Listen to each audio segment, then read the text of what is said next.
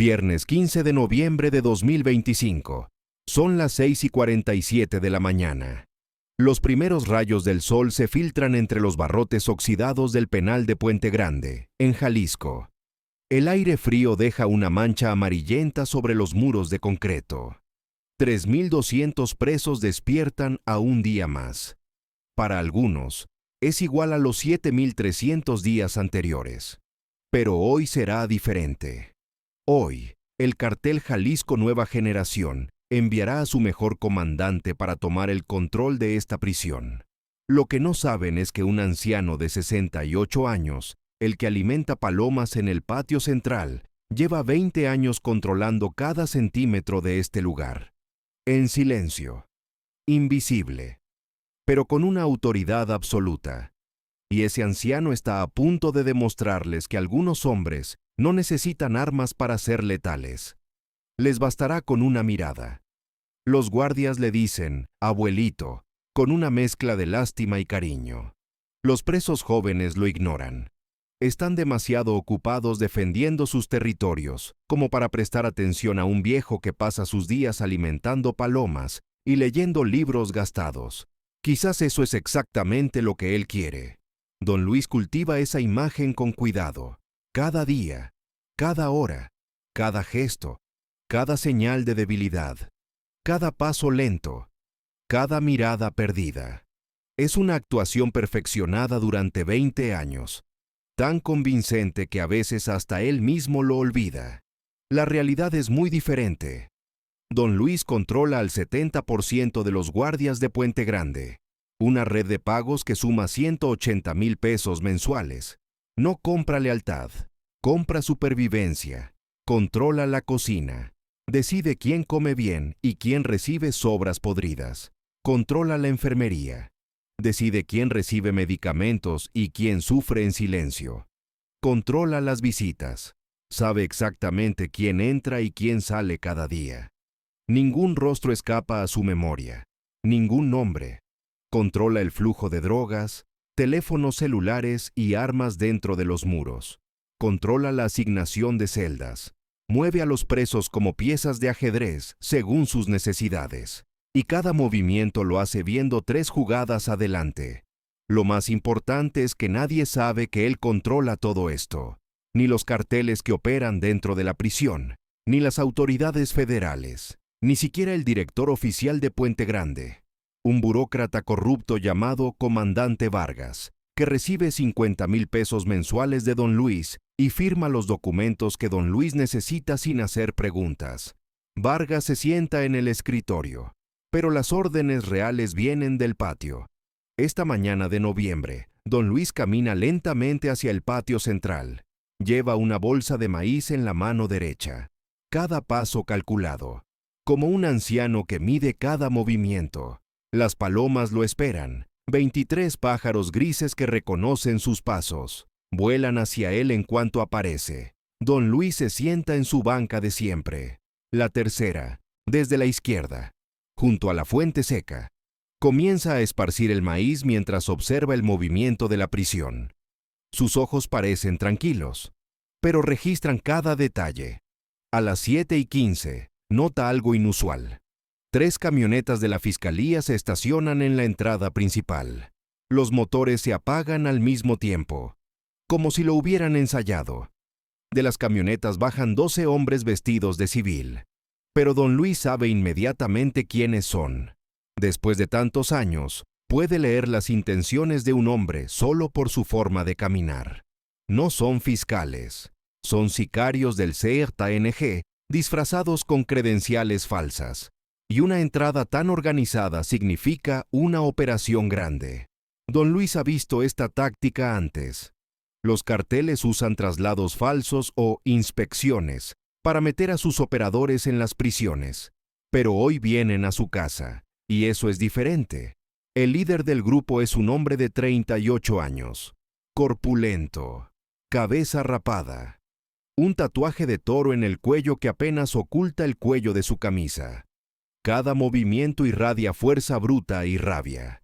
Los guardias de la entrada revisan sus documentos, asienten nerviosos y los dejan pasar. Sus manos tiemblan ligeramente. Intuyen que no son fiscales reales, pero no pueden hablar. Don Luis observa todo desde su banca. Sus dedos esparcen el maíz mecánicamente mientras su mente calcula las implicaciones. El CJNG finalmente decidió tomar Puente Grande. Van a acabar con el reino de Don Luis. Pero hay algo que no saben. Don Luis lleva 3 años esperando este momento, desde que el CJNG comenzó su expansión agresiva en Jalisco. Puente Grande es una joya estratégica. Desde aquí se puede coordinar el narcotráfico en todo el occidente de México. Se pueden reclutar sicarios entre los presos. Se puede lavar dinero a través de la economía informal de la prisión. Un imperio se dirige desde adentro, no desde afuera. Cualquier cartel que controle Puente Grande controla una pieza importante del crimen en México. Y Don Luis no ha cedido esa pieza a nadie en 20 años. El hombre del tatuaje de toro camina por el patio con la arrogancia de quien se sabe protegido por un ejército invisible. Cada paso es un plan de conquista. Sus ojos recorren las instalaciones como un general evaluando un campo de batalla. Cuando su mirada se cruza brevemente con la de Don Luis, no ve nada. Ninguna amenaza. Solo una sombra. Solo un anciano patético alimentando pájaros. Exactamente lo que Don Luis quiere que vea. Pero Don Luis lo ve todo. Ve cómo el toro evalúa las torres de vigilancia, cómo mide las distancias con la mirada. Ve cómo sus hombres se dispersan estratégicamente. Algunos hacia los dormitorios, algunos hacia la cocina, algunos hacia la enfermería, con precisión militar. Ve cómo entregan sobres a ciertos guardias, los guardias que no están bajo el control de Don Luis, el 30% que todavía persigue otros intereses. Y ve cómo el toro saca un teléfono satelital de su chaqueta y hace una llamada breve, probablemente reportando que la primera infiltración fue exitosa. Alguien espera afuera, listo para enviar la siguiente oleada. Don Luis termina de alimentar a sus palomas. Se levanta lentamente, apoyándose en su bastón de madera. No necesita ese bastón, pero es parte del disfraz. Cada movimiento convincente, cada temblor calculado. Camina de regreso a su celda con pasos deliberadamente lentos. Pasa junto a el toro sin mirarlo, sin mostrar ningún signo de reconocimiento o preocupación. En su celda, Don Luis se sienta en su catre y cierra los ojos. Necesita pensar. El CJNG no viene solo a operar en Puente Grande. Esto es una invasión, no una propuesta de acuerdo. Vienen a tomar el control total. Y para hacerlo, eventualmente descubrirán que ese control ya está en manos de alguien más. Eventualmente llegarán a él. La pregunta no es si lo descubrirán, es cuándo. ¿Y qué hará Don Luis cuando ese momento llegue? A las 10:30 de la mañana, un guardia llamado Ramírez toca discretamente los barrotes de la celda de Don Luis, con las puntas de los dedos, como si pasara por ahí por casualidad. Ramírez tiene 45 años, lleva 15 trabajando en Puente Grande. Recibe 8,000 pesos mensuales de Don Luis a cambio de información y pequeños favores. Ese dinero mantiene a su familia. Es uno de los 47 guardias en la nómina de Don Luis, pero de los más confiables. Años de servicio sin fallar. Don Luis, susurra Ramírez. Los recién llegados quieren reunirse con los líderes de cada sección. Están convocando a todos al comedor a las 2 de la tarde. Fue una orden, no una petición. Dicen que van a explicar las nuevas reglas, pero todos saben que no son reglas, son condiciones de rendición. Don Luis asiente sin abrir los ojos. ¿Quién más sabe de esto? Todos los jefes de dormitorio, nombres poderosos, cada uno es rey de su propia sección. El Chueco de Sinaloa, el Pozole del Golfo, el Muerto de los Zetas. Todos irán. Negarse sería una sentencia de muerte. ¿Y esperan que yo también vaya? Ramírez duda. Desvía la mirada. Siente el peso de la respuesta antes de formular la pregunta. Usted no está en la lista, don Luis. Nadie lo mencionó. Ni siquiera han oído su nombre. Creo que no saben que usted existe. Don Luis abre los ojos y sonríe por primera vez esta mañana. Un destello aparece en sus ojos. Frío y calculador. Es una sonrisa pequeña, casi imperceptible. Pero Ramírez la reconoce. Es la sonrisa que don Luis muestra cuando algo lo divierte profundamente. Perfecto, dice don Luis. Que siga así. Y Ramírez, quiero que hagas algo por mí. Su voz baja. No es una orden, pero es imposible negarse. Lo que usted diga, don Luis. Su voz es firme y decidida. Tiene años de lealtad encima. Quiero saber todo sobre el hombre del tatuaje de toro. ¿Dónde nació? ¿A quién responde? ¿Qué le gusta? Su nombre real, su rango en el CJNG, su familia, sus debilidades, todo, para mañana a primera hora. No tengo tiempo, cada hora cuenta. Ramírez asiente y desaparece. Sus pasos se desvanecen lentamente en el corredor. Don Luis cierra los ojos de nuevo, pero ahora su mente trabaja a toda velocidad. Cada posibilidad, cada jugada, cada contrajugada alineándose. El juego ha comenzado, y don Luis lleva 20 años preparándose exactamente para este momento. Lo que el Toro y el CJNG no entienden es que no entraron a una prisión común. Entraron al reino de un hombre que convirtió su condena en un imperio. Y cada paso que dan es sobre un terreno minado de trampas. El reino de un hombre que aprendió hace mucho tiempo que el verdadero poder no viene de las armas ni la violencia. Viene de la información, de la paciencia, de la capacidad de parecer completamente inofensivo mientras controlas todo desde las sombras. Y esas lecciones las aprendió con sangre. El CJNG cree que está conquistando Puente Grande. En realidad, acaban de entrar en la telaraña de don Luis Cervantes. Los hilos son invisibles, pero cada movimiento queda registrado, y las arañas siempre son pacientes. Antes de continuar con lo que sucedió ese viernes de noviembre, necesitas entender quién es realmente don Luis Cervantes, porque la superficie es la parte más pequeña de la historia. Necesitas conocer la historia que lo convirtió en el hombre más peligroso de Puente Grande, sin que nadie lo notara. Esta historia comenzó hace 27 años, en las calles polvorientas de Culiacán, Sinaloa, donde la sangre, la traición y las lecciones brutales de supervivencia eran el pan de cada día. Era el verano de 1998. Luis Cervantes tenía 41 años. No era un sicario ni un narcotraficante. Cargaba una pluma en lugar de un arma, pero esa pluma era más letal. Era contador, el mejor contador que el cartel de Sinaloa jamás tuvo. Y en el mundo de los carteles, quien ve los números es igual a los reyes. Graduado con honores de la Universidad Autónoma de Sinaloa, Luis trabajó para el cartel durante 8 años. Manejaba libros contables de $200 millones anuales, sin perder un solo peso, sin cometer un solo error.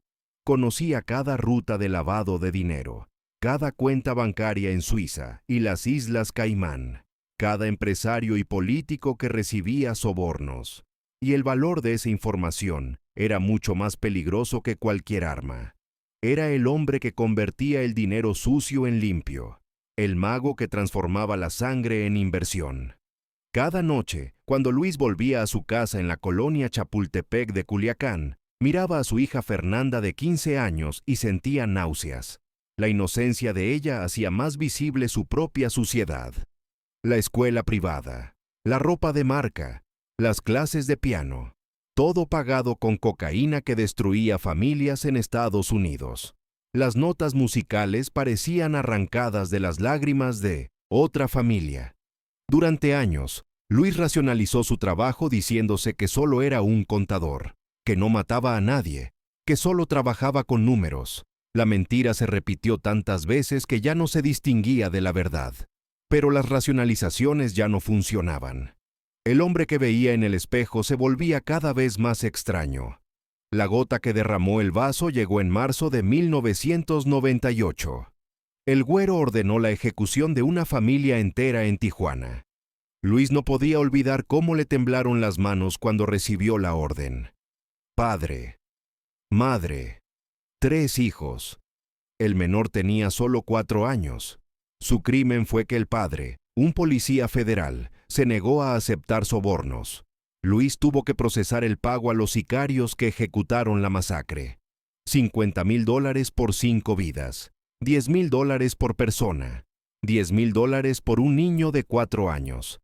Y esa cifra nunca salió de la mente de Luis. Esa noche, Luis vomitó hasta que no quedó nada en su estómago. Pero no sabía si la suciedad interior había salido de su cuerpo. Y tomó una decisión que cambiaría su vida para siempre. Robaría al cartel y desaparecería. Y nadie que robara al cartel de Sinaloa había sobrevivido jamás. Durante los siguientes 4 meses, Luis ejecutó un plan meticuloso, cada paso calculado. Conocía todas las debilidades del sistema contable porque él mismo lo había diseñado.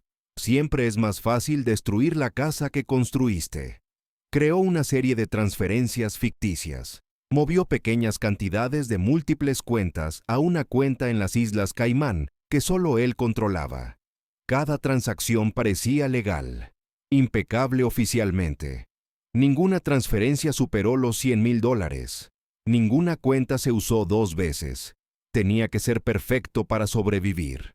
Cuando terminó, había acumulado $15.3 millones. Dinero suficiente para la libertad. Y también para una sentencia de muerte. El 15 de julio de 1998, Luis ejecutó la fase final. El corazón le latía en el pecho mientras sus dedos ingresaban los últimos comandos en el teclado.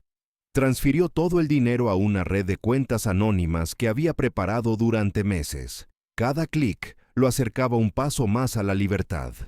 Luego destruyó todos los registros originales y los reemplazó con documentos falsos que mostraban pérdidas por inversiones inmobiliarias fallidas. Si todo salía según el plan, el cartel no notaría el robo durante meses. Para entonces, Luis estaría en Argentina con una nueva identidad. Pero Luis cometió un error.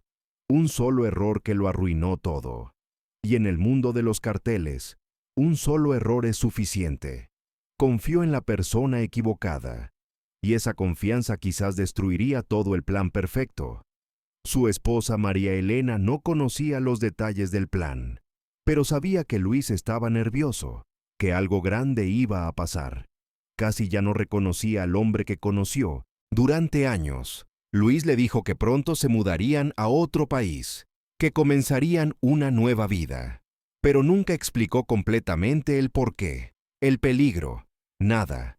María Elena, asustada y confundida, cometió la estupidez de contárselo a su hermana, pero ese error tendría enormes consecuencias, y su hermana era amante de un teniente del cartel. El 18 de julio de 1998, 3 días después del robo, Luis fue capturado en el aeropuerto de Guadalajara, cuando intentaba abordar un vuelo a Ciudad de México. Estaba tan cerca de la libertad que incluso había registrado su boleto. Ciudad de México era la primera parada hacia Buenos Aires. Solo 2 horas más y estaría en el aire. Desaparecido para siempre. 4 sicarios lo arrastraron a una camioneta blindada, mientras los pasajeros observaban aterrorizados sin intervenir. Luis intentó resistirse, pero ya le habían roto el brazo. Lo llevaron a una casa de seguridad en las afueras de Culiacán. Durante 72 horas, Luis fue torturado sistemáticamente. Golpes, descargas eléctricas, simulacros de ahogamiento. Su mente ya se estaba fragmentando. Le arrancaron 3 uñas de la mano izquierda. Le rompieron 4 costillas. Le quemaron la espalda con cigarrillos. Los sicarios querían una sola cosa: saber dónde estaba el dinero. Luis no habló, porque hablar significaba la muerte de Fernanda. No habló porque sabía que en el momento en que revelara la ubicación del dinero, moriría. Los carteles no perdonan, solo usan y desechan. Mientras el dinero permaneciera oculto, tenía valor como cautivo vivo. Era su única carta de negociación, su única oportunidad de sobrevivir, y protegería esa oportunidad quizás hasta su último aliento. El 4.º día, El Güero Palma visitó personalmente la casa de seguridad. Si el patrón en persona venía, el asunto era serio. Se sentó frente a Luis, que estaba atado a una silla con la cara hinchada, la camisa destrozada y manchas de sangre seca encima. Tranquilo, con su traje limpio, como un juez sereno en medio del horror. El güero encendió un cigarrillo y habló con voz calmada. Luis, te consideraba parte de mi familia. Trabajamos juntos 8 años. Nunca me decepcionaste. ¿Por qué ahora? Los ojos de Güero brillaban más con decepción que con curiosidad. Luis respondió con voz ronca por los gritos de dolor, porque ya no podía vivir con lo que hacía. Ya no podía recordar el precio de un niño de 4 años cada día. Güero asintió lentamente, como si entendiera, pero la comprensión no traería perdón. ¿Dónde está mi dinero, Luis? En un lugar donde nunca lo encontrarás. Güero fumó en silencio durante 1 minuto. El silencio llenó la habitación. Luego habló. Puedo seguir torturándote. Puedo traer a tu esposa y a tu hija aquí. Y mientras tú miras impotente, puedo hacerles cosas que ni siquiera puedes imaginar. Luis sintió que el terror le helaba la sangre, pero mantuvo la voz firme. Si tocas a mi familia, no verás ni un centavo. Cada palabra salía con esfuerzo, pero ninguna temblaba. Moriré sin hablar. Pero si las dejas en paz, si me mantienes vivo, quizás algún día podamos negociar. No era esperanza, solo una táctica para ganar tiempo. Pero era su única arma. Güero estudió a Luis durante largo rato. Sus ojos lo pesaban, medían su valor. Tomaban una decisión. Luego apagó su cigarrillo y se levantó. Eres más inteligente de lo que pensaba, contador. Te mantendré vivo, pero pasarás el resto de tu vida pudriéndote en una celda.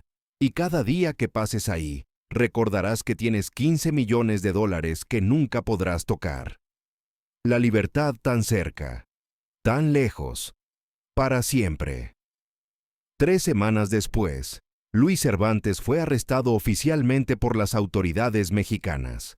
El poder del cartel había convertido la justicia en una parodia. Los cargos eran inventados: lavado de dinero para organizaciones criminales, evasión fiscal, fraude bancario. Su verdadero crimen, los 15 millones, ni siquiera estaba en la lista. El juicio duró 2 días. Brevemente, se jugó el teatro de la justicia. El juez, sobornado por el cartel, lo sentenció a 40 años en el penal de Puente Grande. Cuando el mazo golpeó la mesa, Luis tenía 41 años. Saldría a los 81. El cartel de Sinaloa pensó que era un castigo peor que la muerte. 40 años en una de las prisiones más violentas de México, sin esperanza de libertad, sabiendo que tenía una fortuna que nunca podría disfrutar. Soñaría pero nunca tocaría. Despertaría cada mañana a la misma pesadilla. Pensaron que Luis enloquecería de frustración, que eventualmente revelaría la ubicación del dinero a cambio de protección o comodidad. Pero no conocían a Luis Cervantes, no sabían cuán paciente podía ser. Estaban completamente equivocados. Lo que el cartel no entendía era que Luis Cervantes no era un hombre común, era un estratega, un planificador, un hombre que pensaba en décadas mientras otros pensaban en días. Y durante sus primeros meses en Puente Grande, mientras soportaba las golpizas de presos que buscaban el dinero y las amenazas de sicarios infiltrados del cartel, Luis desarrolló un plan. No iba a sobrevivir en la prisión, iba a conquistarla. El primer año fue el más difícil. Luis era atacado constantemente. Los sicarios del cartel de Sinaloa dentro de Puente Grande tenían órdenes de hacer su vida insoportable sin matarlo. Golpizas semanales, comida envenenada, noches sin dormir por amenazas constantes. Luis perdió 15 kilos. Desarrolló insomnio crónico. Pensó en suicidarse 3 veces. Pero también observaba. Estudiaba la economía de la prisión como había estudiado las finanzas del cartel. Identificaba quién tenía poder, quién quería poder, quién podía ser comprado, y, más importante, identificaba las debilidades del sistema. La primera debilidad eran los guardias corruptos. Ganaban 8,000 pesos al mes y arriesgaban sus vidas cada día. Estaban desesperados por dinero extra. Luis comenzó con pequeños sobornos usando el poco dinero que su hija Fernanda enviaba cada mes. 500 pesos, 1,000 pesos. No pedía grandes favores, solo información. ¿Quién controlaba qué? ¿Quién odiaba a quién? ¿Quién era leal y quién estaba en venta? La segunda debilidad era la fragmentación del poder interno. Había 5 grupos criminales operando en Puente Grande: Sinaloa, Golfo, Zetas, la familia michoacana y una pandilla local llamada Los Puentes. Todos competían por el control. Todos se odiaban entre sí. Ninguno confiaba en los demás. Luis vio una oportunidad que nadie más veía. Él no pertenecía a ningún grupo. Era neutral. Un contador caído en desgracia, sin lealtades aparentes ni ambiciones. Podía moverse entre los grupos sin levantar sospechas. Podía ser útil para todos sin amenazar a nadie. En 2001, 3 años después de llegar, Luis hizo su primer movimiento real. Contactó secretamente a un abogado en Guadalajara llamado Roberto Fierros, un hombre con deudas de juego que no podía pagar. Luis le propuso un trato. Pagaría sus deudas a cambio de que Fierros fuera su enlace con el mundo exterior. El dinero vendría de la cuenta en las Islas Caimán, transferido en pequeñas cantidades a través de una red de empresas fantasma que Luis diseñó desde su celda. Fierros aceptó. Y una vez establecido ese primer enlace, don Luis comenzó a construir su imperio invisible. Para 2010, 12 años después de su llegada a Puente Grande, don Luis había completado su transformación. Ya no era un contador torturado luchando por sobrevivir cada día. Era el arquitecto invisible de un imperio que nadie podía ver, pero todos podían sentir. Su red de poder funcionaba como un reloj suizo. 47 guardias recibían pagos mensuales que variaban entre 5,000 y 15,000 pesos según su utilidad. El comandante Vargas, director oficial de la prisión desde 2008, recibía 50,000 pesos mensuales a cambio de cooperación total. El doctor Mendoza, jefe de la enfermería, recibía 20,000 pesos por mantener informado a don Luis sobre el estado de salud de cada preso importante y distribuir medicamentos según sus instrucciones. Fuera de la prisión, la red era igualmente sólida. El primer abogado, Roberto Fierros, había contratado a 3 abogados más. Juntos manejaban los asuntos legales de docenas de presos que pagaban a don Luis con favores y lealtad. El químico, un ex policía de 45 años expulsado por corrupción, coordinaba las operaciones externas desde una casa discreta en la colonia Providencia de Guadalajara. Bajo su mando trabajaban 12 hombres, exguardias, expolicías, exagentes de seguridad privada, todos con deudas que don Luis había pagado, todos extremadamente leales. El dinero de las Islas Caimán fluía constante pero discreto, nunca más de $30,000 al mes, suficiente para mantener el imperio en pie, demasiado poco para llamar la atención de las autoridades financieras internacionales. Don Luis había calculado que al ritmo actual, el dinero duraría otros 35 años, más que suficiente para el resto de su vida. Pero el verdadero genio de don Luis no era el dinero ni la corrupción, era su invisibilidad. Cada líder de facción en Puente Grande creía que controlaba su propio territorio de forma independiente. El Chueco, comandante del cartel de Sinaloa en la prisión, creía que sus operaciones funcionaban gracias a su propia habilidad. El pozole del cartel del Golfo pensaba lo mismo. Ninguno sabía que don Luis decidía qué drogas entraban y cuáles no, qué conflictos se permitían y cuáles se apagaban antes de empezar, qué presos recibían protección y cuáles quedaban vulnerables. Don Luis orquestaba todo desde las sombras, asegurándose de que ningún grupo se volviera demasiado poderoso. El equilibrio de poder era su obra maestra. Mientras los grupos competían entre sí, nadie miraba al anciano que alimentaba palomas en el patio. En 2015, don Luis enfrentó su primera prueba real cuando el cartel de Sinaloa descubrió que seguía vivo y estaba en Puente Grande. Los nuevos líderes del cartel, una generación que no recordaba los detalles del robo de 1998, enviaron sicarios para interrogarlo de nuevo sobre el dinero. Don Luis los recibió en su celda con completa calma. Ese dinero desapareció hace 17 años, les dijo. Las cuentas fueron vaciadas por hackers rusos en 2003. No queda nada. Pueden torturarme si quieren, pero no puedo darles algo que ya no existe.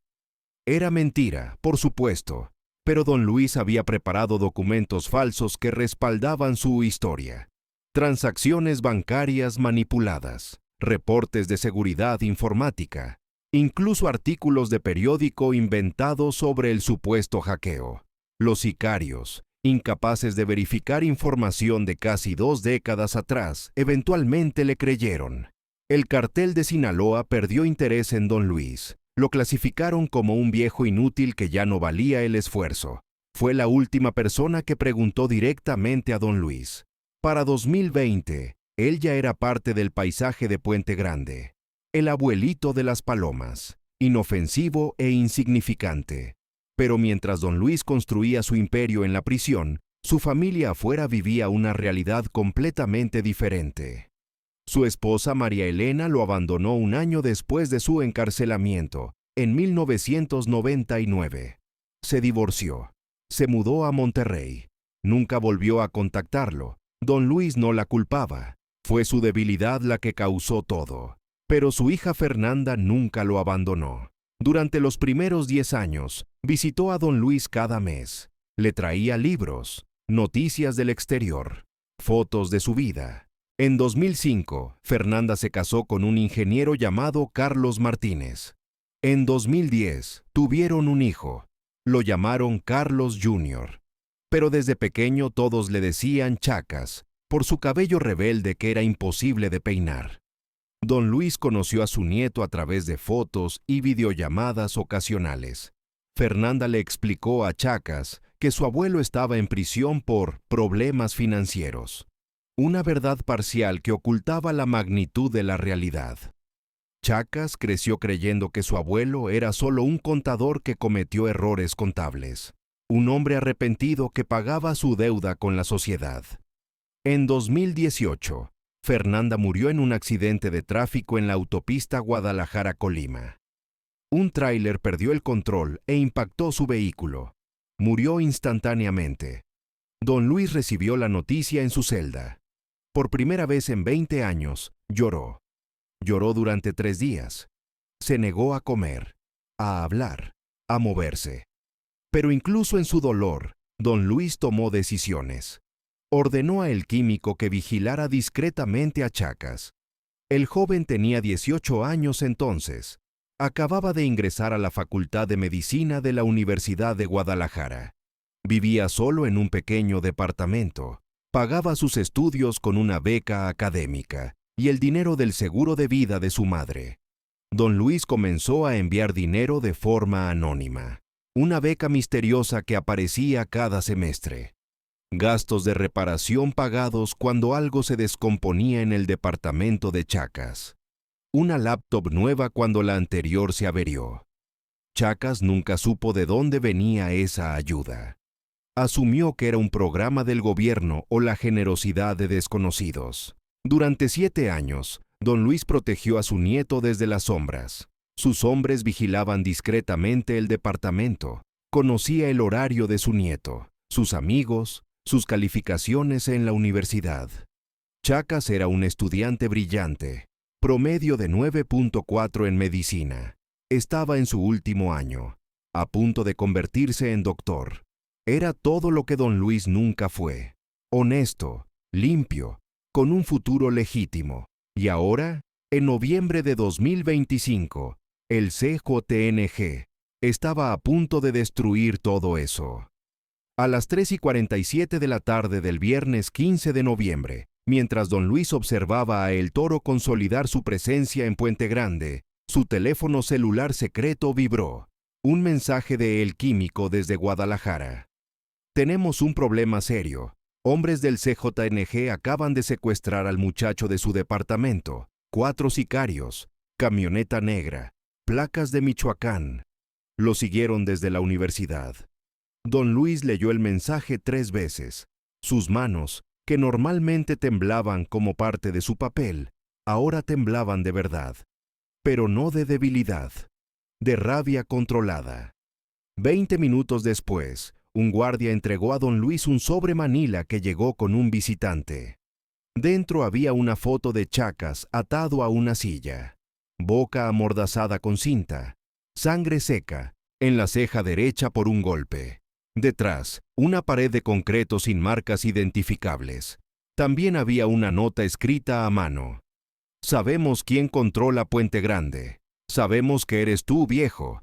Tienes 72 horas para entregar el control total de la prisión al CJNG.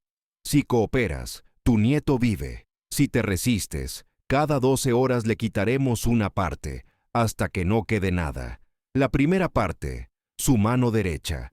Quería ser doctor, ¿verdad? ¡Qué lástima! Don Luis estudió la foto durante 1 minuto, examinó cada detalle, la iluminación, las sombras, la textura de la pared, la ropa de Chacas, la posición del sol visible a través de una pequeña ventana al fondo. Su mente de contador, entrenada para detectar patrones y anomalías, procesaba la información mientras su corazón latía con una rabia helada. Luego dobló cuidadosamente la nota y la guardó en su bolsillo. Caminó hacia la ventana de su celda y observó el patio donde el Toro establecía su nueva autoridad hablando con otros presos. El CJNG había cometido el mismo error que el cartel de Sinaloa hace 27 años. Habían subestimado a un contador. Habían confundido su silencio con debilidad, su edad con impotencia, su paciencia con sumisión. Don Luis sonrió, pero no era la sonrisa de un abuelito inofensivo. Era la sonrisa de un hombre que había pasado 20 años construyendo un arma invisible y finalmente encontró una razón para usarla. Ahora quiero saber tu opinión. ¿Crees que don Luis podrá rescatar a su nieto? ¿O el CJNG finalmente logrará lo que el cartel de Sinaloa nunca pudo, destruir al patriarca? Deja tu predicción en los comentarios antes de pasar al siguiente capítulo. Don Luis pasó las siguientes 6 horas en su celda, completamente inmóvil, con los ojos cerrados. Cualquiera que lo observara pensaría que el anciano dormía o meditaba. En realidad, su mente trabajaba a toda velocidad, diseñando una operación que requería la coordinación perfecta de recursos que había acumulado durante 2 décadas. A las 10 de la noche, cuando la prisión entraba en su rutina de silencio obligatorio, don Luis activó su red. Primer movimiento. Envió un mensaje cifrado a El Químico a través de un teléfono satelital escondido dentro de un libro hueco. Las instrucciones eran claras. Activa a todos. Quiero la ubicación del muchacho en máximo 12 horas. Usa todos los recursos. El dinero no es problema. El Químico, que llevaba 15 años trabajando para don Luis, entendió inmediatamente la gravedad de la situación. En todos sus años de servicio, don Luis nunca había ordenado una movilización completa. Siempre operaba con movimientos mínimos, quirúrgicos, discretos, intervenciones quirúrgicas. Esta vez era diferente. Esta vez había guerra. Segundo movimiento. Don Luis convocó a sus 3 guardias de mayor confianza, Ramírez, López y Garduño. Los 3 llegaron a su celda a las 11:30, entrando discretamente durante el cambio de turno cuando la vigilancia era mínima. El CJNG secuestró a mi nieto, dijo don Luis sin rodeos. Van a usar eso para tomar el control de la prisión. Durante las próximas 48 horas, necesito que hagan exactamente lo que les diga. Si todo sale bien, cada uno recibirá 200,000 pesos adicionales. Si algo sale mal, sus familias recibirán 1,000,000 de pesos de mi fondo de emergencia. ¿Están conmigo? Los 3 guardias, que llevaban años trabajando para don Luis, asintieron sin dudar. Sabían que don Luis cumplía su palabra. Siempre la cumplía. Tercer movimiento. A medianoche, don Luis envió un mensaje a El Toro a través de un intermediario. El mensaje era simple. Acepto sus condiciones. Mañana a las 10 de la mañana, los espero en mi celda para discutir la transferencia del poder. Don Luis Cervantes. El Toro recibió el mensaje con satisfacción. Había escuchado rumores sobre un anciano que supuestamente controlaba algunos aspectos de la prisión, pero no esperaba que fuera tan fácil. Un viejo preocupado por la seguridad de su nieto, dispuesto a entregar todo sin pelear. Exactamente como había predicho cuando propuso esta estrategia a sus superiores en el CJNG. Lo que el Toro no sabía era que don Luis no había perdido una sola negociación en 27 años, y esta no sería la primera. A las 7 de la mañana del sábado 16 de noviembre, el químico llamó desde Guadalajara. Lo encontramos. Casa de seguridad en Tlaquepaque, Colonia Santa María. 4 sicarios de guardia. El muchacho está vivo. Lo vimos por la ventana hace una hora. Tiene moretones en la cara, pero parece estable. Don Luis procesó la información. ¿Cómo lo encontraron tan rápido? Uno de los sicarios tiene una novia que trabaja en un salón de belleza. Nuestros hombres la encontraron anoche. La siguieron esta mañana cuando fue a llevarle el desayuno. Idiotas descuidados. Don Luis casi sonrió.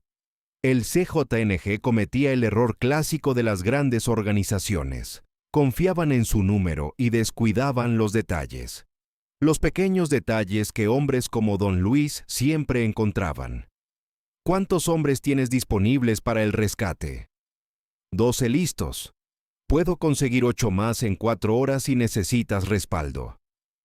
12 son suficientes, pero no quiero un asalto frontal. Demasiado riesgoso para el muchacho. Necesito algo más limpio. ¿Qué tienes en mente? Don Luis había pensado en esto toda la noche. El muchacho necesita atención médica por los golpes que recibió. Tarde o temprano tendrán que llevarlo a algún lugar o traer a alguien. Quiero que intercepten ese movimiento. Cuando el muchacho salga de esa casa, por la razón que sea, lo agarran. ¿Y si no lo mueven? Lo moverán. Yo me aseguraré de eso. A las 9:45 de la mañana, el Toro llegó a la celda de don Luis acompañado por 4 de sus hombres. Esperaba encontrar a Ponif, un anciano derrotado, listo para suplicar por la vida de su nieto. Lo que encontró fue diferente. Don Luis estaba sentado tranquilamente en su catre, con un cuaderno en la mano, sin miedo en los ojos, sin súplica en su postura. Había algo que el Toro no podía identificar, como la paciencia de un cazador esperando que su presa caiga en la trampa. Don Luis, dijo el Toro con falsa cordialidad, me alegra que sea un hombre razonable.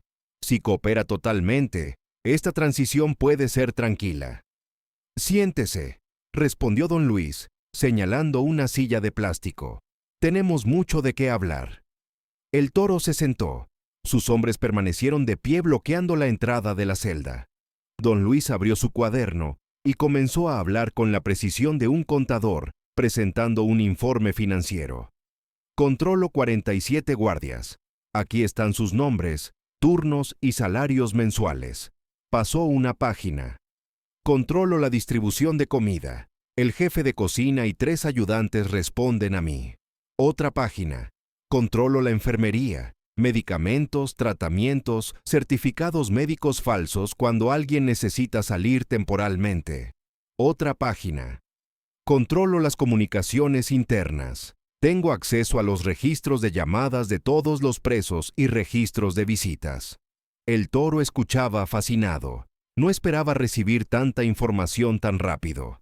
El viejo realmente lo estaba contando todo. Durante 20 minutos, don Luis detalló cada aspecto de su operación con una precisión obsesiva. Nombres, fechas, cantidades, procedimientos. El Toro tomaba notas mentales, imaginando cómo reportaría este éxito a sus superiores. En menos de 48 horas había tomado el control de Puente Grande, algo que otros carteles habían intentado durante años sin éxito. Cuando don Luis terminó, Cerró su cuaderno y miró directamente a El Toro. Esa es toda mi operación. Ahora quiero ver a mi nieto.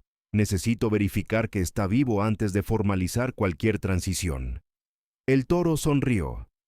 Por supuesto, don Luis. Usted es un hombre de negocios. Entiendo. Permítame hacer una llamada. Sacó su teléfono y marcó un número. Habló en voz baja durante 1 minuto. Luego activó la cámara frontal y giró el teléfono hacia don Luis. En la pantalla apareció Chacas, sentado en una cama de hospital con vendajes limpios en el rostro, moretones, un ojo hinchado, sangre seca en el labio, pero vivo, consciente, mirando a la cámara con una mezcla de miedo y confusión. «Abuelo», dijo Chacas con voz temblorosa. «¿Qué está pasando? Estos hombres dicen que tú puedes hacer que me liberen. No entiendo nada».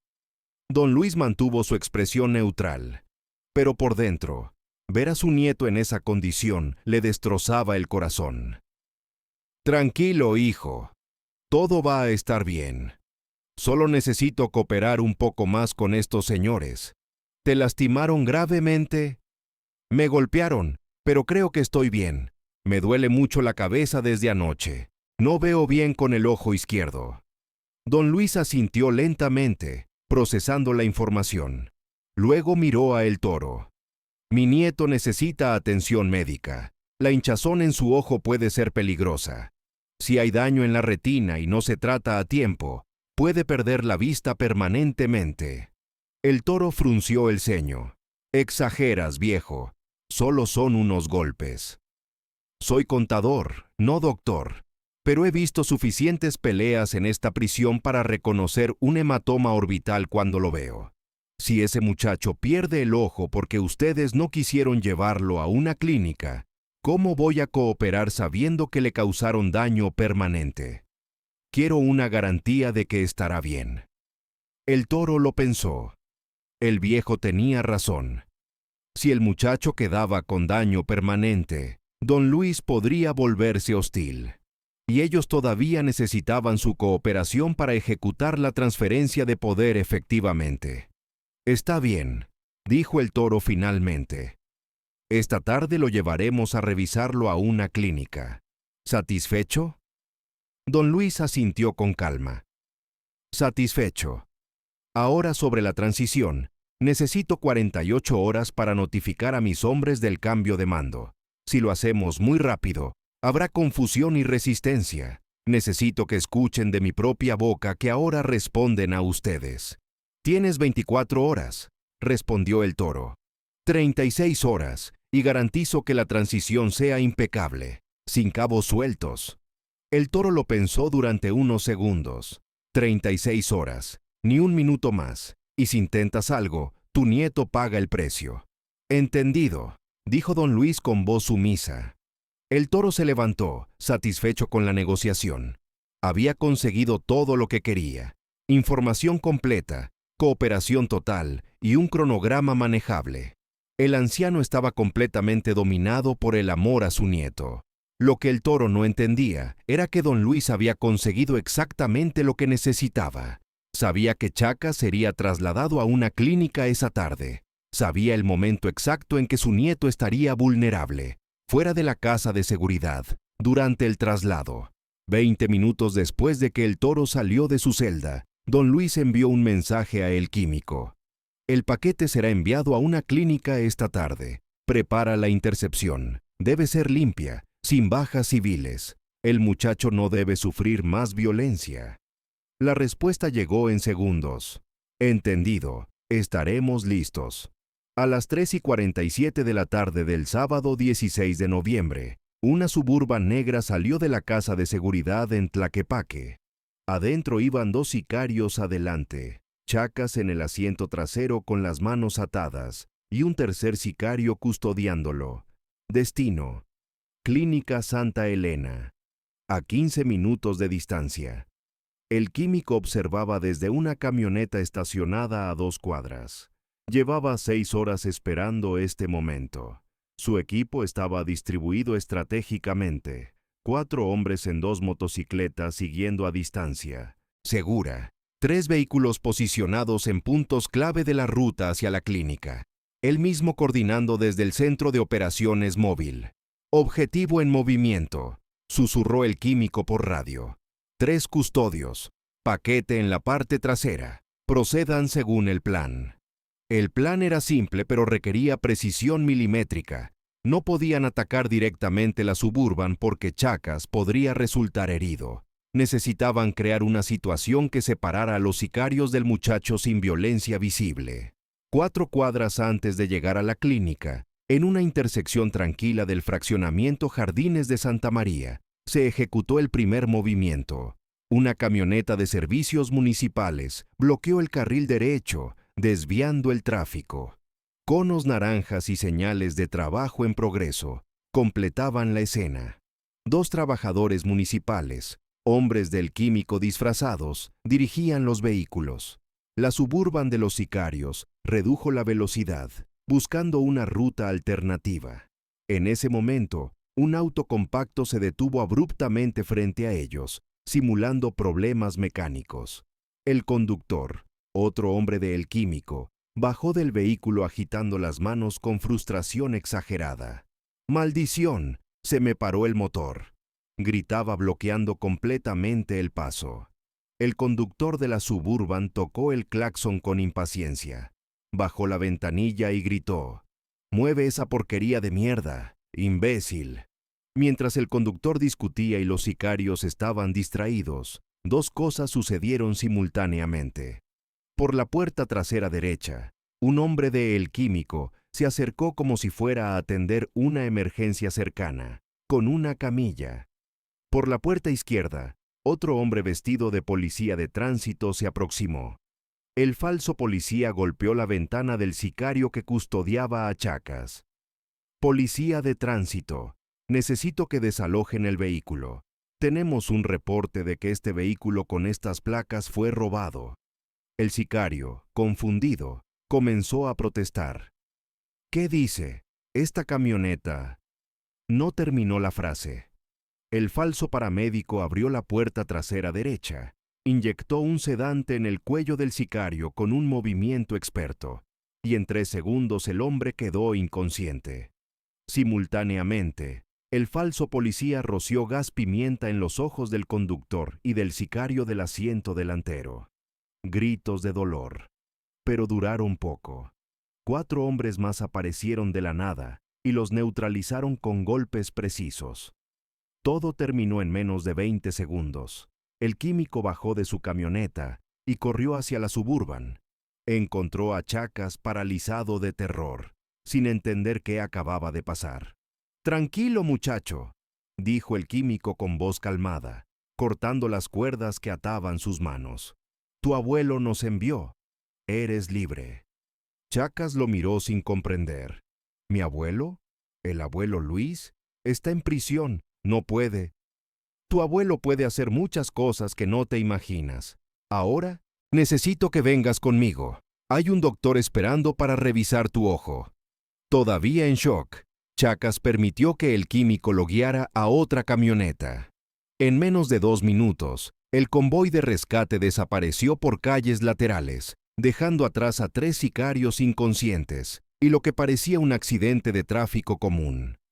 A las 4:15 de la tarde, el químico envió el mensaje que don Luis esperaba. «Paquete seguro, sin daños adicionales», llevándolo a ubicación segura para evaluación médica. Don Luis leyó el mensaje en su celda y cerró los ojos durante 30 segundos. Su nieto estaba a salvo. Ahora venía la segunda fase, el ajuste de cuentas. A las 4:30 en punto, la alarma de emergencia médica sonó en el módulo C de Puente Grande. El doctor Mendoza, siguiendo las instrucciones precisas de don Luis, reportó un brote de gastroenteritis severa entre los presos. Síntomas: vómitos, diarrea, fiebre alta, posible contaminación bacteriana. El protocolo de emergencia sanitaria era claro y estricto. Todos los presos del módulo afectado debían ser aislados inmediatamente para prevenir la propagación. Eso significaba 0 movimiento entre módulos, 0 visitas, 0 comunicación externa, Cuarentena total. Por una coincidencia cuidadosamente planeada, los 40 miembros del CJNG en Puente Grande se habían concentrado en el módulo C. El Toro había ordenado esa agrupación para consolidar su poder y facilitar la coordinación. Ahora esa consolidación se convertía en una trampa perfecta. Los guardias leales a don Luis ejecutaron el protocolo con eficiencia impecable. En 15 minutos, el módulo C estaba completamente sellado. Ningún preso podía salir. Ningún mensaje podía enviarse.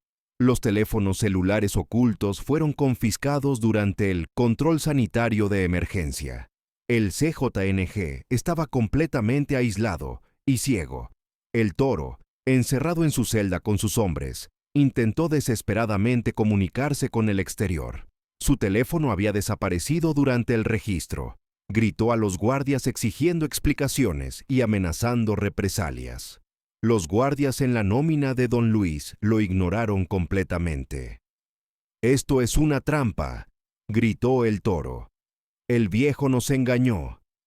Pero sus gritos no podían atravesar los muros del módulo C. A las 5 de la tarde, don Luis caminó lentamente hacia el módulo C, acompañado por el comandante Vargas y 6 guardias armados. Su bastón resonaba contra el piso de concreto con cada paso. Ya no caminaba como un anciano frágil. Había algo diferente en su postura. Una autoridad que había ocultado durante 20 años. La puerta de la celda del Toro se abrió. Don Luis entró solo. Los guardias permanecieron afuera. El Toro estaba de pie, puños cerrados, sudando de rabia contenida. «Viejo hijo de puta», escupió el Toro. «¿Crees que esto cambia algo? Mis hombres afuera matarán a tu nieto y después». «Tus hombres afuera están muertos o detenidos», interrumpió don Luis con voz calmada. «Interceptamos a tu equipo de custodia hace 1 hora. Tu nieto está en un hospital privado recibiendo atención. Tus superiores en el CJNG están recibiendo en este momento fotos de tus 40 hombres encerrados como ratas, completamente indefensos». El Toro palideció visiblemente. «Mientes». Don Luis sacó su teléfono y mostró una foto. Chacas sentado en una cama de hospital con vendajes limpios, sosteniendo un cartel que decía: «Estoy bien, abuelo, gracias. Mi nieto envió esto hace 20 minutos. ¿Quieres ver las fotos de tus sicarios inconscientes?». El Toro se dejó caer en su cama, procesando la magnitud de su derrota. En menos de 4 horas, su operación perfectamente planeada había colapsado completamente. Don Luis se acercó y se sentó a su lado, casi amigablemente. «Escúchame bien porque solo lo diré una vez. Llevo 20 años en esta prisión. Sobreviví al cartel de Sinaloa, a los Zetas, al Golfo, a la familia michoacana. Todos intentaron controlarme o eliminarme. Todos fracasaron. ¿Sabes por qué?». El Toro no respondió. «Porque yo entiendo algo que ustedes no entienden. El verdadero poder no viene de las armas ni del miedo. Viene de la paciencia, de la información, de conocer cada debilidad de cada persona que puede hacerte daño. Ustedes llegaron con sus armas y sus amenazas, creyendo que la magnitud de su violencia me intimidaría. Pero yo tengo algo que ustedes nunca tendrán: tiempo. Llevo 20 años construyendo esto. Ustedes llegaron hace 2 días». Don Luis se puso de pie y caminó hacia la puerta. Antes de salir, se volvió una última vez. «Ahora tienes que tomar una decisión. Puedes intentar continuar esta guerra y perder más hombres, o puedes aceptar que Puente Grande es un territorio inconquistable y retirarte con dignidad. Mañana le transmitiré mi oferta a tus superiores. El CJNG retira a todos sus hombres de esta prisión, y a cambio yo no envío a las autoridades federales las pruebas que tengo sobre sus operaciones aquí. Tienen 48 horas para decidir». El Toro levantó la cabeza. «¿Y si deciden eliminarte desde afuera? Tu nieto ya no es rehén, pero tú sigues siendo vulnerable». Don Luis sonrió con genuina diversión. «Hijo, si pudieran eliminarme desde afuera, El cartel de Sinaloa lo habría hecho hace 20 años. Tengo protecciones que ni te imaginas. Pero si quieren intentarlo, que lo intenten. Solo recuerda esto: cualquiera que intente tocarme a mí o a mi familia, terminará igual que tus 3 sicarios hoy. Desaparecerán sin dejar rastro, como si nunca hubieran existido. La mañana del lunes 18 de noviembre, a las 10 en punto, 48 horas después del ultimátum de don Luis, el CJNG envió su respuesta. Un abogado desconocido llegó a Puente Grande con un mensaje verbal. El cartel aceptaba retirarse completamente de la prisión. Los 40 hombres serían transferidos a otras prisiones durante las próximas 2 semanas.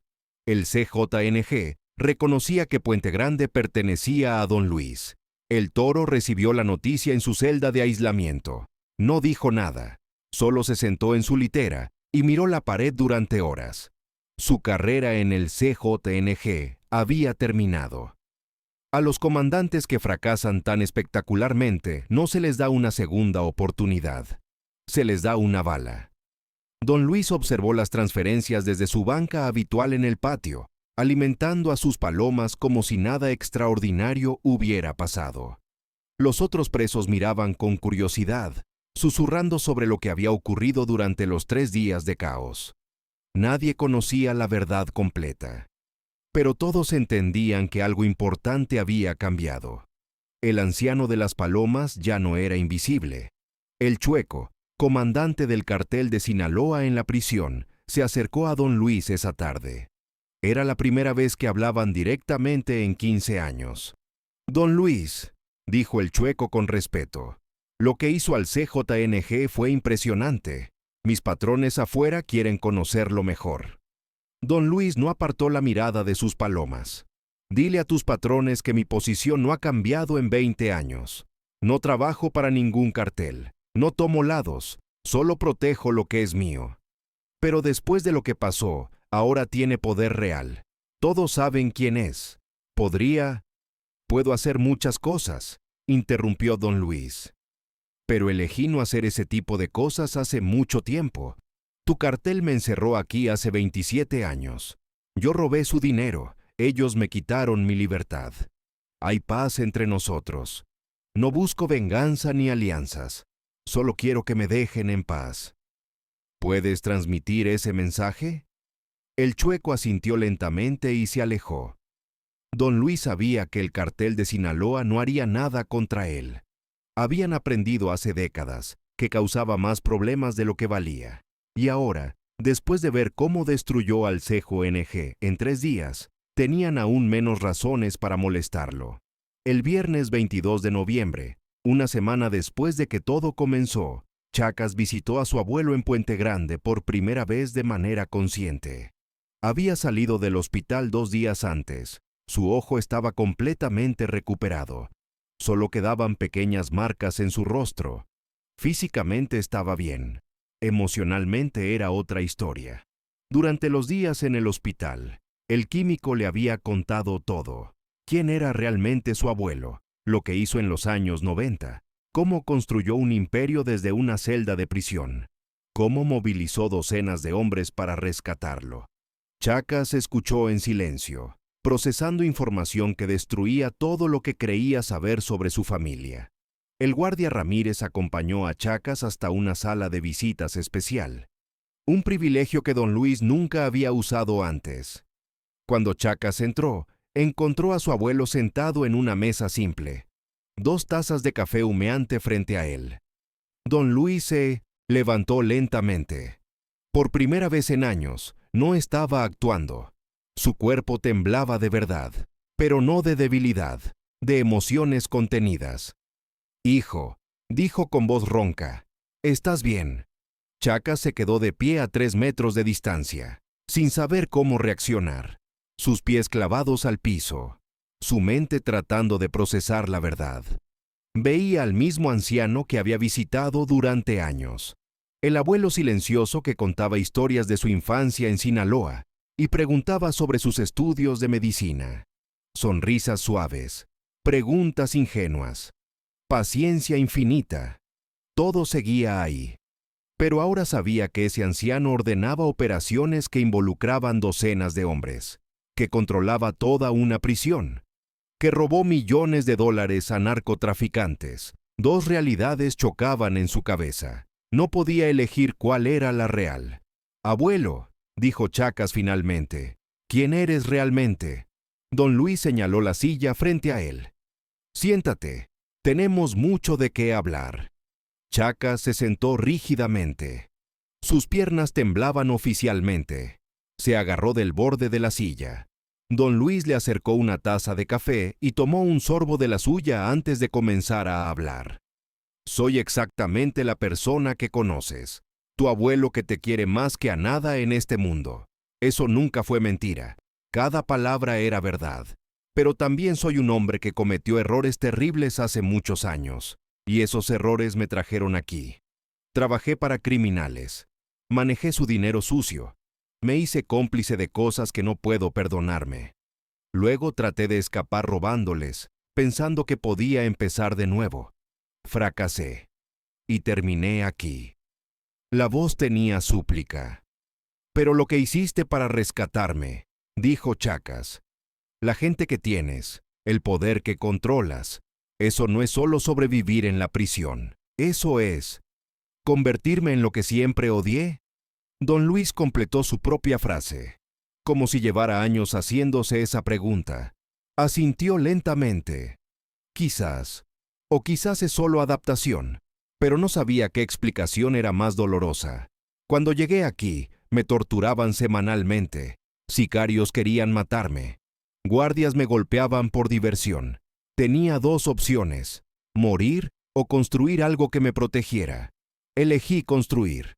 Y cada día pago el precio de esa elección. ¿Y el dinero? Los millones que robaste». Su voz se endureció, como si temiera escuchar la respuesta. «Siguen en cuentas que solo yo controlo. Nadie los encontró y nunca los encontrarán. Parte de ese dinero está pagando tu universidad, tu departamento, tu vida. Dinero sucio usado para un futuro limpio. Cada semestre, esa beca misteriosa que recibías venía de mí. Las reparaciones de tu departamento, la laptop nueva, todo. Desde que tu madre murió, te protejo desde las sombras. En cada lugar que no podías ver. En cada momento que no podías escuchar». Chacas sintió que las lágrimas comenzaban a acumularse en sus ojos. Su garganta se cerró. Respirar se volvió difícil. Recordó cada momento de los últimos 7 años en que sintió que alguien lo cuidaba. Cada coincidencia afortunada que le permitió continuar su educación a pesar de las dificultades económicas. Ninguna era coincidencia. «¿Por qué nunca me dijiste?» «Porque quería que tuvieras una vida limpia, una vida completamente separada de mi mundo. Tu madre murió sin conocer toda la verdad sobre mí. La engañé, pero fue para proteger su corazón. Prefería que me recordara como un contador que cometió errores, no como el hombre que realmente soy. La mentira era la única forma de mantenerla feliz. Y para ti quería lo mismo, que fueras doctor, que salvaras vidas en lugar de destruirlas. Mis manos cuentan sangre, las tuyas salvan vidas. Que fueras todo lo opuesto a mí». Chacas se levantó de su silla.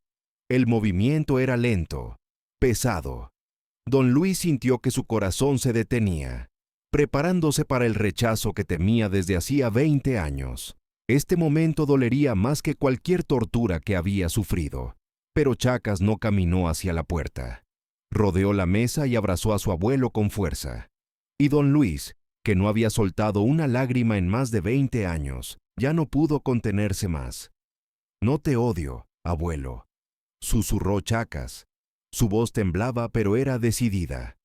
«Estoy confundido, asustado, y no sé cómo voy a procesar todo esto, pero sé algo con certeza. Hiciste todo para salvarme, y eso no borra ningún error, pero no cambia su valor. Eso es lo que hace la familia. Con sus defectos, sus mentiras, su amor, todo junto». Don Luis lloró abiertamente por primera vez en 27 años. Los muros fríos se derrumbaron, las máscaras cayeron, y solo quedaron las lágrimas. No eran las lágrimas silenciosas y dolorosas de cuando su hija murió. Esas lágrimas no eran más que soledad. Eran las lágrimas ruidosas y profundas de un hombre, finalmente visto completamente por alguien que amaba.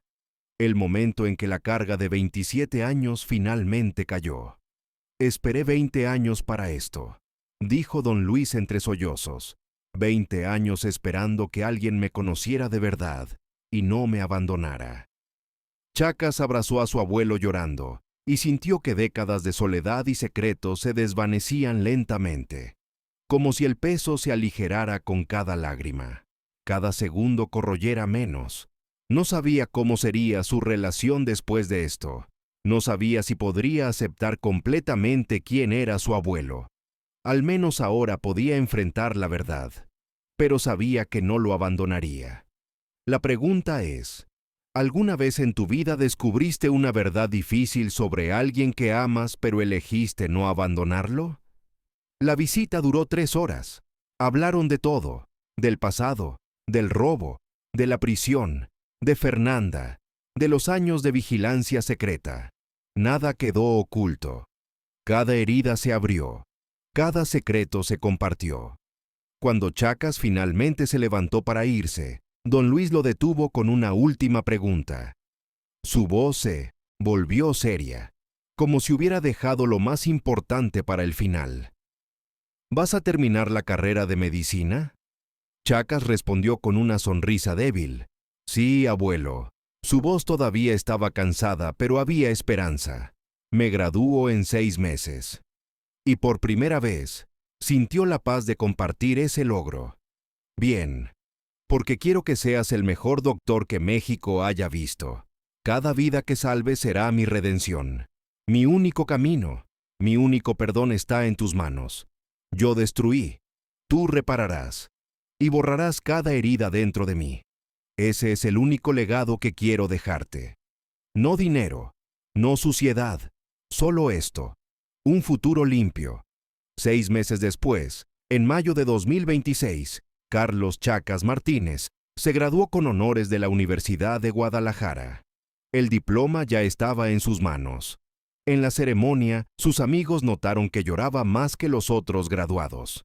Quizás tú también has sentido alguna vez ese nudo en la garganta al pensar en alguien que sabes que se alegra por ti. Algunos se sorprendieron, otros sonrieron, pero nadie conocía la verdadera razón. No sabían que sus lágrimas no eran solo de alegría.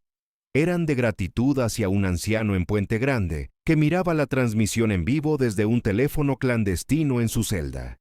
Y en ese momento, 2 mundos estaban conectados por un hilo invisible. Don Luis sigue en prisión. Morirá ahí. Técnicamente, cumplirá su sentencia que termina en 2038, a los 81 años. Pero todos saben que su salida de Puente Grande será en un coche fúnebre. El CJNG nunca regresó a Puente Grande. El mensaje fue claro. La guerra estaba ganada. Y nadie más tuvo el valor de intentarlo. Los otros carteles mantienen una distancia respetuosa. Los guardias ya no le dicen abuelito, le dicen el patriarca. Chacas lo visita cada mes, sin falta, sin olvidar. A veces hablan de medicina, a veces de familia, a veces solo se sientan en silencio en el patio especial de visitas alimentando palomas. Su relación es complicada, construida sobre secretos terribles y amor incondicional, pero es real. Y cada tarde, cuando el sol comienza a ponerse sobre Puente Grande, don Luis se sienta en su banca y observa a sus palomas volar libremente sobre los muros que él nunca podrá cruzar. Las alas libres, la jaula infinita. Pero la paz se encontró en la paradoja. Sonríe, porque sabe que su nieto afuera está salvando vidas, construyendo un legado limpio sobre las cenizas del legado oscuro de su abuelo. Y ese conocimiento pesa más que toda la condena, pero vale más que toda la libertad. Esa es la verdadera victoria de don Luis Cervantes. No el poder, no el dinero, no el control de la prisión. Esas eran solo herramientas. La verdadera victoria estaba en otro lugar. Su verdadera victoria es que su sangre, su familia, Su legado finalmente escapó del mundo del crimen que él nunca pudo abandonar. Él quedó atrapado, pero liberó a quien amaba. Ese fue su último y más grande robo. ¿Te impactó esta historia? Suscríbete al canal para no perderte la próxima historia. Escribe en los comentarios qué momento te impactó más. ¿El rescate de Chacas? ¿La trampa que don Luis tendió al CJNG? ¿O el abrazo final entre abuelo y nieto? Dime, ¿crees que don Luis alcanzó la redención? ¿O cometió errores que nunca podrán perdonarse? Tu opinión me importa. Nos vemos en la próxima historia.